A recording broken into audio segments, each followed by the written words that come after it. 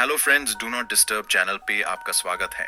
कहानी रात के समय एक घर के अंदर एक टेलीविजन चालू होने से शुरू होती है और उस पर एक डरावनी फिल्म चल रही। बिस्तर पर सो रही एक महिला टेलीविजन की आवाज से जाग जाती है और उसे बंद करने के लिए नीचे जाती है। जैसे ही वह वापस मुड़ती है, टीवी अपने आप फिर से चालू हो जाता है। वह उसे दोबारा बंद करती है, लेकिन इस बार उसके पीछे एक औरत आ जाती है। जैसे ही टेलीविजन फिर से चालू होता है, लाइट बंद हो जाती है। वह महिला को देखती है और कमरे से भागने की कोशिश करती है, लेकिन उसकी किस्मत उसका साथ नहीं देती क्योंकि दरवाजा जोर से बंद हो जाता है। जल्द ही लाइट वापस आ जाती है और उसे सोफे पर पड़ी एक गुड़िया से खेलने का समय की आवाज सुनाई देती है। लाइटें झपकने लगती हैं और कमरे में सभी इलेक्ट्रॉनिक उपकरण भी चलने लगते हैं। वह बेबस महिला डर के मारे दरवाजे के पास बैठ जाती है।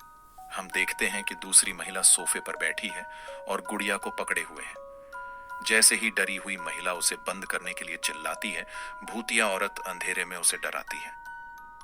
दृश्य बदलता है और हम कैंडी ब्लू को देखते हैं, जो एक रेडियो स्टेशन पर उद्घोषिका है। वह कहती है कि जो कोई भी आज रात बुरे सपने नहीं देखना चाहता, उसे रेडियो बंद कर देना चाहिए। वह श्रोताओं का स्वागत नाइटमेयर रेडियो में करती है, जहां डरावनी कहानियां सुनाई जाती। गाना बजते समय वह एक बॉक्स को देखती है जिसे किसी ने उसे गिफ्ट किया है। बॉक्स पर लिखा है कि जैक को तुम्हारी आवाज सुनना पसंद है, जिसे पढ़कर कैंडी मुस्कुरा उठती है। फिर वह बॉक्स खोलती है और अपना गिफ्ट देखती है। नाइटमेयर रेडियो में आगे बढ़ते हुए वह श्रोताओं से पूछती है कि उन्होंने कभी कोई डरावना अनुभव किया है या नहीं। श्रोताओं की कहानी सुनने से पहले वह अपनी कहानी सुनाती है, जो एक अकेली महिला की है जो अपनी जिंदगी में किसी चीज की कमी महसूस करती है। कैंडी की कहानी एक उपनगरीय इलाके से शुरू होती है जहां बहुत सारे घर हैं। इन घरों में से एक घर में एलिन फोली नामक महिला एक बजती हुई फोन का जवाब देती। वह एक फोटोग्राफर है और किसी से बात कर रही है जिसने शायद उसकी अपॉइंटमेंट रद्द कर दी है। यह सुनकर एलिन अपनी नोटबुक में उस व्यक्ति का नाम काट देती है। गुस्से में वह गलती से अपना पेय अपने लैपटॉप पर गिरा देती है, जिससे लैपटॉप काम करना बंद कर देता है। एक आदमी दरवाजा खोलता है और उसकी तरफ देखता है, बिना कुछ कहे। बाद में यह आदमी, जिसका नाम जेम्स है, एलिन से कहता है कि उसे या तो लंबे समय तक काम करना होगा या नई नौकरी ढूंढनी होगी, क्योंकि उनके आर्थिक हालात ठीक नहीं हैं। उनके पास कोई बचत नहीं बची है। शुक्र है, जेम्स उसका लैपटॉप ठीक कर देता है और एलिन उसे लेकर चली जाती है। रात में एलिन को एक आवाज सुनाई देती है जो उसे जगा देती है। बाहर देखने पर वह देखती है कि 3 लोमड़ियां उनके कचरे में कुछ ढूंढ रही हैं। अगले दिन सुबह जेम्स काम पर जाता है और एलिन उन कचरे को वापस डिब्बे में रख देती है। इसके बाद वह बाहर जाती है और घरों की फोटो खींचती है। तभी एक लोमड़ी आती है और वह उसकी फोटो लेती है। लोमड़ी भाग जाती है तो वह उसका पीछा करती है और उसकी और फोटो खींचने की कोशिश करती है। रात में जेम्स घर लौटता है और एलिन से पूछता है कि क्या वह अपनी बहन को भूल गई है। इसके बाद हम देखते हैं कि उसकी बहन उनके साथ घर पर है। वह एलिन को सलाह देती है कि उसे अपनी फोटोग्राफी का विज्ञापन करना चाहिए, लेकिन एलिन खिड़की से बाहर घूरती रहती है, खोई हुई सी। जब उसकी बहन चली जाती है, जेम्स अपनी पत्नी से पूछता है कि उसके साथ क्या गलत है। रात के सोने के समय एलिन बाहर बारिश में एक लोमड़ी की फोटो खींच रही होती है, जो शायद वही लोमड़ी है जिसे वह दिन में देख चुकी थी। दोनों एक दूसरे को देखते हैं और यह स्पष्ट नहीं है कि एलिन क्या सोच रही है। गूंजती हुई चीख हमें सुबह के दृश्य में ले जाती है। एलिन आखिरकार अपने पति के साथ बिस्तर में शामिल होती है और उसे नजदीक से अभिवादन करती है। उसके पैर गंदे हैं, लेकिन उससे भी बुरा यह है कि उसे चोट लगी हुई है। जब वे एक दूसरे के करीब आते हैं तो हमें एक भयानक आवाज सुनाई देती है जो चीख जैसी लगती है। कुछ समय बाद हम एक लोमड़ी को बाहर भागते हुए देखते हैं। जेम्स रात में जागता है और देखता है कि एलिन बिस्तर में नहीं है, इसलिए वह उसे ढूंढने के लिए निकल पड़ता है। एलिन का कैमरा मिलने पर वह उसमें खींची हुई तस्वीरें देखता है। उसमें अधिकांश तस्वीरें उसी लोमड़ी की हैं। सुबह होते ही एलिन बिस्तर पर लेटी होती है, जबकि जेम्स जागा हुआ है। वह धीरे से अपना हाथ उस पर रखता है और एलिन को जगाता है। जब वह जागती है तो जेम्स कंबल हटाता है, जिससे घबराकर एलन कमरे से बाहर भाग जाती है।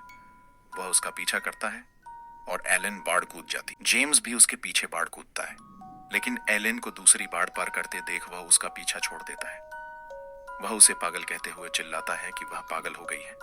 ऐसा लगता है कि वह पूरा दिन एलन की खोज में बिता सकता था। दिलचस्प बात यह है कि वे एक बड़े समुदाय में रहते हैं, फिर भी वहां कभी किसी और को नहीं देखा जाता। जेम्स देखता है कि किसी ने उसकी पत्नी का मिसिंग पोस्टर लगाया हुआ है। एक रात वह ड्राइव कर रहा होता है, तभी अचानक से कुछ अजीब उसके सामने से गुजरता है। घर पर वह आदमी असमंजस में है कि अब उसे क्या करना चाहिए। सुबह होने पर कई लोमड़ियां उसके घर पर आती हैं। वह बिस्तर पर लेटा हुआ चिंता में है और अजीब अगरीब आवाजें सुन रहा है। बाद में वह सोफे पर सो जाता है और अचानक एक आवाज से जागता है। बाहर जाकर देखता है कि कई लोमड़ियां फिर से कचरे को खंगाल रही हैं। उनमें से एक लोमड़ी उसे घूरती है और फिर एक अप्राकृतिक चीख मारती है। कैंडी कहती है, इस कहानी का अंत हो चुका है। इसके बाद हम कैंडी ब्लू को आईने के सामने लिपस्टिक लगाते हुए देखते हैं। वह वापस अपनी स्टेशन पर जाती है और कहती है कि नाइटमेयर रेडियो केवल उन लोगों के लिए कहानियां सुनाता है जो जागते रहना चाहते हैं। तभी उसे एक अज्ञात व्यक्ति का फोन आता है, जो डरावनी आवाज में पूछता है कि वह कैसी है। वह खुद को जैक बताता है, जैसे जैक द रिपर। कैंडी उसका नाम लिखती है और पूछती है कि क्या उसके पास कोई कहानी है सुनाने के लिए। जैक कहता है कि उसकी कहानी है, लेकिन वह चाहता है कि कैंडी खुद इसे श्रोताओं को सुनाए। वह जोड़ता है कि वह अब भी उसे देख रहा है। यह सच जानने के लिए कैंडी पूछती है कि उसने किस आंख से झपकी ली थी। जैक जवाब देता है कि उसकी स्थिति से वह इसे नहीं देख सकता। कैंडी पहचान जाती है कि वही जैक है जिसने उसे गिफ्ट भेजा था। जब वह कहता है कि उसे खुशी है कि कैंडी को उसका गिफ्ट पसंद आया, तो कैंडी पूछती है कि उसे यह कैसे पता चला। जैक जवाब देता है कि वह गिफ्ट पहन रही है। कैंडी कहती है कि वह गलत है और उसके समय को समाप्त करती है। इसके बाद हम दूसरी कहानी देखते हैं। एक आदमी टीवी देख रहा है जिसमें एक नकाबपोश हत्यारा एक महिला का पीछा कर रहा है। जैसे ही हत्यारा उसे पकड़ता है, वह उसे चाकू से मार देता है और टीवी में स्टैटिक दिखने लगता है। उस आदमी को एक आवाज सुनाई देती है, जिससे वह अपने फ्लैट से बाहर निकलता है यह देखने के लिए कि क्या हो रहा है। वह सीढ़ियों से नीचे उतरता है और देखता है कि वही दृश्य हो रहा है जो उसने टीवी में देखा था। हत्यारा महिला को छोड़कर अब उस आदमी की ओर बढ़ने लगता है, लेकिन वह किसी तरह उस हत्यारे को दूर धकेलने में कामयाब हो जाता है। वह तेजी से अपने अपार्टमेंट में वापस भागता है, जहां उसका टेलीविजन उसे वही दिखाता है कि हत्यारा उसे गलियारे में चाकू मार रहा है। यह देखकर वह चिंतित हो जाता है और फिर नोटिस करता है कि उसके उसी जगह पर खून निकल रहा है जहां टीवी पर उसे चाकू मारा गया था। उसके मुंह से भी खून बहने लगता है। दृश्य कैंडी की तरफ शिफ्ट होता है और हमें पता चलता है कि यह एक कहानी थी जो एक अन्य कॉलर ने उसे सुनाई थी। कैंडी कहती है कि उसे किसी को यह बताना चाहिए कि उसके साथ क्या हुआ, क्योंकि सपने में हुई चीजें सच नहीं मानी जाती। बाद में उसे जैक का दूसरा कॉल आता है, वही डरावनी आवाज वाला व्यक्ति। जैक बताता है कि उसकी कहानी 1 महीने पहले की है। मुख्य पात्र एक खूबसूरत और जवान लड़की है जिसके कई दोस्त हैं और उसकी नौकरी भी काफी दिलचस्प है। वह अपने ऑफिस की सहेलियों के साथ एक बार में जाती है। वहां एक लड़का उसे ड्रिंक ऑफर करता है, लेकिन वह मना कर देती है। जब वह जोर देता है तो वह मान जाती है, लेकिन सबसे महंगी ड्रिंक चुनती है।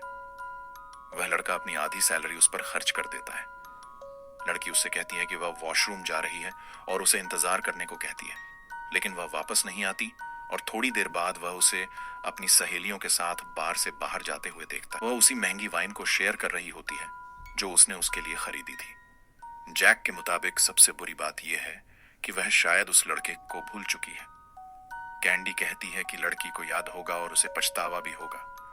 उसका मानना है कि लड़की शायद नशे में थी और वह ऐसा दोबारा नहीं करेगी। जैक पूछता है कि अगर उसने गलत इंसान का अपमान किया तो इसके संभावित परिणाम क्या हो सकते हैं। क्या होगा अगर वह अनजाने में किसी मुसीबत में फंस जाए।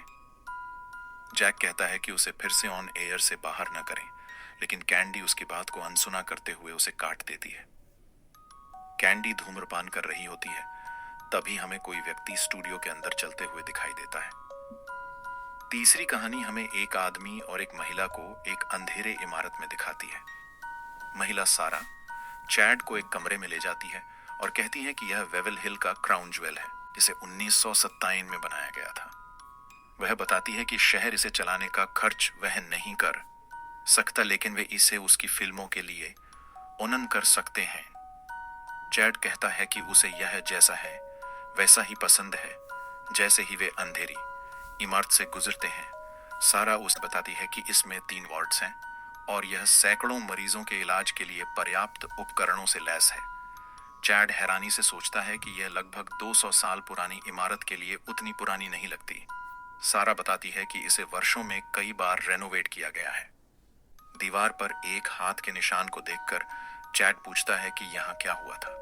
सारा कहती है कि ऐसा कुछ भी नहीं है जो उसने अपनी फिल्मों में न दिखाया हो। वह अपने फोन पर खुद को रिकॉर्ड करना शुरू कर देता है और बताता है कि वह सबसे डरावनी जगहों में से एक में है जहां वह लंबे समय में आया है। यह वेस्ट वर्जीनिया का वेवल हिल सैनिटेरियम है। चैड रिकॉर्ड करते हुए बताता है कि 1925 से 1928 के बीच यहां मरीजों पर भयानक प्रयोग किए गए थे। सबसे मशहूर मामला मैरी वीवर नाम की महिला का है, जिसके बारे में कहा जाता है कि उसका भूत यहाँ के गलियारों में भटकता है। वह मजाक में फोन को सारा की ओर घुमाकर कहता है, वो रही मैरी। सारा उसे बताती है कि मैरी कमरे नंबर 502 में है। जब वे अंदर जाते हैं तो चैड निराश हो जाता है। इससे सारा को आश्चर्य होता है कि वह क्या देखना चाहता है। वह फोन को उसकी ओर घुमाकर चाहता है कि सारा बोले। सारा बताती है कि 1927 में नर्स मैरी इसी कमरे में मृत पाई गई थी। वह एक मानसिक टूटने के कारण अपने जीवन का अंत कर लेती है। गर्भावस्था के दौरान उस पर हमला होने से उसे मानसिक आघात होता है। चिंता के कारण उसे इस अस्पताल में भर्ती किया जाता है। डॉक्टर का मानना था कि उसका अजन्मा बच्चा शैतान है, इसलिए जब मैरी ने बच्चे को जन्म दिया तो डॉक्टर ने उसे ले लिया। इस सदमे के बाद मैरी अपना मानसिक संतुलन खो बैठती है और उसे इस कमरे में बंद कर दिया जाता है। कहा जाता है कि वह रात भर अपने बच्चे को वापस पाने की भीख मांगती रही। एक रात वह किसी तरह खिड़की तोड़ने में सफल हो जाती है और उसी के टुकड़े का उपयोग करके अपने दुखद जीवन को समाप्त कर लेती। चैड सारा की तारीफ करता है कि उसने कितनी अच्छी तरह अपनी बात रखी। जैसे ही वे कमरे से बाहर निकलते हैं, हमें दीवार से एक हाथ और खिड़की से एक चेहरा उभरता हुआ दिखाई देता है। चैड गलियारे में रखी एक व्हील चेयर की फोटो खींचता है क्योंकि वह काफी डरावनी लगती है। सारा उसकी ओर देखती है और उसे अपना नाम फुसफुसाते हुए सुनाई देता है। एक कमरे में प्रवेश करने पर चैड उससे पूछता है कि क्या यही वह जगह है जहां डॉक्टर ने मैरी की जान ली। सारा सोचती है कि हो सकता है, क्योंकि यही वह जगह है जहां सैनिटेरियम में कोई बच्चा जन्म ले सकता था। वह यह भी कहती है कि उसके पिता उसे यहां अक्सर लाते थे जब वह छोटी थी। सारा के परिवार में वह अकेली थी जिसने मेडिकल फील्ड में कदम नहीं रखा। इससे चैड पूछता है कि क्या उसके परदादा मैरी की घटनाओं के दौरान इस अस्पताल में थे। सारा अनुमान लगाती है कि शायद वह वहीं थे, लेकिन उसने इस पर कभी ज्यादा ध्यान नहीं दिया। तभी उसे फर्श पर एक फोटो मिलती है जिसमें उसके परदादा हैं। चैड कहता है कि वह तस्वीरों में अकेले डॉक्टर हैं। सारा कहती है कि वह वही डॉक्टर थे। चैड अंदाजा लगाता है कि वही डॉक्टर थे जिन्होंने मैरी की जान ली थी। इस खुलासे के पल में उन्हें एक भयंकर चीख सुनाई देती है। वे भागने लगते हैं, लेकिन चैड गिर जाता है और चिल्लाता है, कौन है वहां? तभी एक भूत फुसफुसाता है, मेरा बच्चा, और चैड के पास प्रकट हो जाता है। सारा अकेली इमारत से भागने की कोशिश करती है। जब वह एक बंद दरवाजे तक पहुंचती है तो चिल्लाती है कि उससे क्या चाहिए। वह पीछे मुड़ती है और देखती है कि फर्श पर एक गुड़िया रखी है। भूत उसके पास आकर उसे छूता है और फुसफुसाते हुए कहता है कि उसका बच्चा वापस दे दो। सारा तब भी भागती रहती है जब तक कि उसे चैड का मृत शरीर नहीं मिल जाता। मैरी के भूत को देखकर वह डर के मारे भागती रहती है। वह एक कमरे में जाकर खिड़की खोलती है और आधी बाहर झांकती है, लेकिन मैरी से भागना संभव नहीं है। मैरी सारा से चिल्लाकर कहती है कि उसका बच्चा वापस दो। वह सारा का अंत खिड़की से उसे पटक कर देती है। जिससे उसका शरीर दो हिस्सों में कट जाता है। ऊपरी हिस्सा खिड़की से बाहर गिर जाता है। कैंडी वापस कॉलर से कहती है कि उसे इस कहानी पर विश्वास नहीं होता और अंत उसके लिए बकवास जैसा लगता है, इसलिए वह कॉल समाप्त कर देती। अगला कॉल जैक का आता है। वह कहता है कि कैंडी को उससे कुछ देना है। उससे चिढ़कर कैंडी पूछती है कि क्या उसे लगता है कि वह उसे डरा सकता है, क्योंकि वह डरती नहीं है। वह अंदाजा लगाती है कि जैक अभी भी अपनी मां के साथ रहता है। जैक कहता है कि वह उसे पकड़ने वाला है, जिस पर कैंडी गुस्से में जवाब देती है कि वह ऐसा करने की हिम्मत न करे।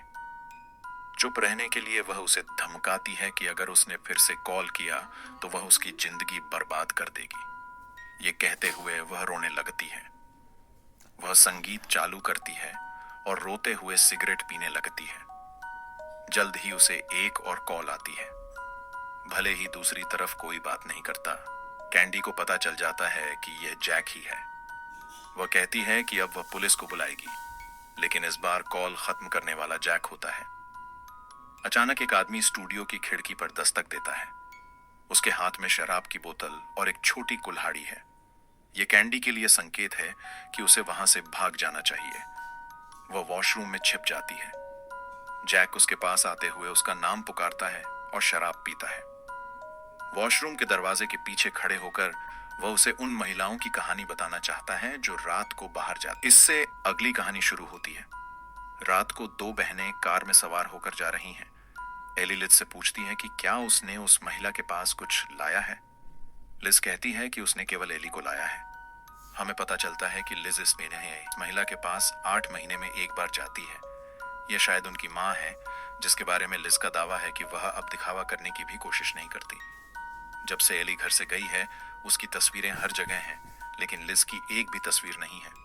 वह कहती है कि वह बिना एली के उस महिला का सामना नहीं कर सकती। वे एक स्टोर के पास रुकते हैं और लिज अपनी मां के आखिरी शब्दों को दोहराती है, जो थे कि लिज किसी काम की नहीं है। एली अपनी बहन से कहती है कि वह कभी बेकार नहीं रही। वह स्टोर में प्रवेश करने की कोशिश करती है, लेकिन दरवाजा बंद होता है। स्थिति तब और खराब हो जाती है जब एक कार उनके पास आकर रुकती है। एक आदमी कार से बाहर आता है और लिज देखती है कि पीछे की सीट पर एक घायल महिला पड़ी। वह आदमी एली को अपनी कार में खींच लेता है, जबकि लिज छिपकर अपनी कार में बैठ जाती है। वह जोर से पुलिस से बात करने की कोशिश करती है ताकि आदमी उसकी बात सुन सके। इसके बाद वह वहां से अपनी बहन को छोड़कर चली जाती है। वह गाड़ी चलाते हुए पुलिस को अपनी स्थिति बताती है। हमें दिखाया जाता है कि वह आदमी अपनी कार में उसका पीछा कर रहा है। एकांत जंगल में लिज आखिरकार उससे पीछा छुड़ाती है और गाड़ी रोक देती है। वह कार से बाहर निकलती है और एक डरावनी आवाज सुनती है। जल्दी से वापस कार में आकर वह यात्री सीट के पास एक लिपटा हुआ गिफ्ट देखती है और अपनी बहन को याद करती है। वह कार चलाते हुए फिर से रुक जाती है, क्योंकि उसे जंगल में कुछ अजीब दिखाई देता है। लिज पास जाकर देखती है कि वह वही कार है जिसमें एली को ले जाया गया था। उसका ड्राइवर पेड़ से टकरा गया था और कार के बोनट पर मृत पड़ा था। लिज दरवाजा खोलती है और अंदर देखती है कि एली घायल है। साथ ही वहां दूसरी महिला और एक नवजात बच्चा भी है। यह भयावह दृश्य देखकर लिज घुटनों पर गिर जाती है।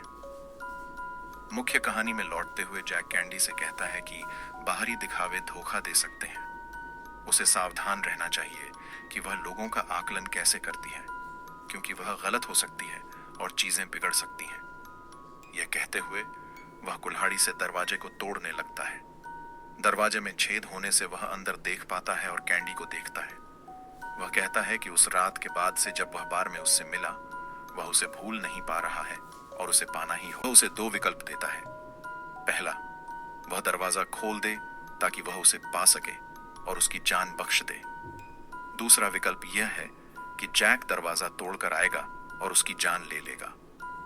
वह पूछता है कि वह कौन सा विकल्प चुनेगी। कैंडी दरवाजा खोल देती है और कहती है कि जल्दी से जो करना है करो और चले। जब जैक वॉशरूम में घुसता है तो हमें आखिरी छोटी कहानी दिखाई देती है। हम एक घर के अंदर देखते हैं जहां किसी के हाथ में एक सिरिंज से इंजेक्शन लगाया जा रहा है। इंजेक्शन लगाने वाला एक युवा लड़का है जिसका नाम लुकास है। इसके बाद वह एक अज्ञात चीज रखता है। एक गंदी सामग्री को एक जार में डालकर फ्रिज में रखा जाता है। वह हल्का सा पर्दा खोलता है और बाहर देखता है। कमरे में मौजूद दूसरा व्यक्ति सूरज की रोशनी से परेशान लगता है। कहीं और एक आदमी वही गंदी सामग्री बना रहा है जो हमने घर में देखी थी। लुकास भी वहां है और अपने पिता से कह रहा है कि उन्हें अब एक बार में एक से अधिक को संभालना शुरू करना होगा। वह कुछ और कहने की कोशिश करता है, लेकिन उसके पिता गुस्से में आकर उसे धक्का दे देते हैं। लुकास कहता है कि उसकी मां की हालत और खराब हो रही है। जब लुकास बाहर भेड़ों के साथ होता है, एक महिला अपनी कार से अपने बेटे के साथ वहां आती है और पूछती है कि क्या यह वही जगह है। लुकास जवाब देता है कि हाँ, यह अभी भी खुला है। वह अपने पिता को बताने के लिए वापस जाता है कि उनके यहाँ मेहमान आए हैं, लेकिन आदमी उसे आदेश देता है कि उन्हें वापस भेज दे क्योंकि देर हो चुकी है। लड़का इसका विरोध करने की कोशिश करता है, लेकिन उसे थप्पड़ पड़ जाता है। अगले दृश्य में वह मेहमानों के साथ एक और जगह पर होता है। लुकास अपने पिता की आज्ञा का पालन नहीं करता और उनसे पूछता है कि क्या उन्हें कोई सवाल पूछना है। महिला पूछती है कि क्या वे कुछ वाइन ले सकते हैं और लुकास उन्हें एक ग्लास वाइन देता है। वह कहता है कि यह दिन के आखिरी ग्राहकों के लिए है और वे भाग्यशाली हैं। जैसे ही वह ग्लास भरता है, बेटा तुरंत उसे ले लेता है। उसकी मां उसे टोस्ट करती है और कहती है कि यह उसके डॉक्टर बनने के लिए है। लुकास उसे बधाई देता है और कहता है कि वह उन्हें बैरल गुफा का एक त्वरित दौरा करा सकता है, इसलिए हम उन्हें गुफा के पास देखते हैं। लुकास फ्लोर डोर खोलता है और वे गुफा में नीचे उतरते हैं। वह महिला से कहता है कि वह बैरल से वाइन की खुशबू ले। जैसे ही वह ऐसा करती है, लुकास उसके बेटे को पीछे से मारने के लिए तैयार हो जाता है, लेकिन मां यह देख लेती है और अपने बेटे को हटा लेती है, जिससे लुकास उसे मार देता है। उसका बेटा लुकास के सिर पर एक बोतल तोड़ दी। वह उसे और भी अधिक हमला करता है, लेकिन जल्द ही उसका मुक्का लुकास के हाथ में पकड़ी हुई कॉर्क ओपनर में फंस जाता है, जिससे आदमी का हाथ छेद जाता है। वह अपने आप को बचाकर अपनी मां की कार की ओर दौड़ता है। ऐसा लगता है कि या तो वह कार को चालू नहीं कर पा रहा है या चाबियां गायब हैं। लुकास को पास में देखकर वह रात के अंधेरे में बाहर भाग जाता है। लुकास उसे खोजता है जब तक कि वह देखता है कि उसके पिता जमीन पर कुछ हिट कर रहे हैं। आदमी अपने बेटे से पूछता है कि क्या वह यह करना चाहता है और उसे करीब आने का आदेश देता है। लुकास देखता है कि उसके पिता उस भविष्य के डॉक्टर को मार रहे हैं जो अब कभी नहीं बनेगा। बाद में हम उस आदमी को उसकी बीमार पत्नी को खाना खिलाते हुए देखते हैं। उसे तैयार किए गए भोजन को खाने में कठिनाई होती है। लुकास जो खाना उसे खिला रहा है वह और कुछ नहीं बल्कि अंग है। इसके अलावा यह संभवतः एक वैम्पायर होने की बात भी हो सकती है, क्योंकि हमें याद करना चाहिए कि सूर्य की रोशनी उसके लिए एक समस्या है। फिर हम लुकास को उसके कार्यस्थल पर देखते हैं, जहां वह और अधिक अंग मशीन में डालता है ताकि उन्हें तरल रूप में संकुचित किया जा सके। इस कहानी के बाद हम कैंडी को लौटते हुए देखते हैं। वह बाथरूम से खून से सनी हुई बाहर आती है और अपने स्टूडियो में वापस बैठ जाती है।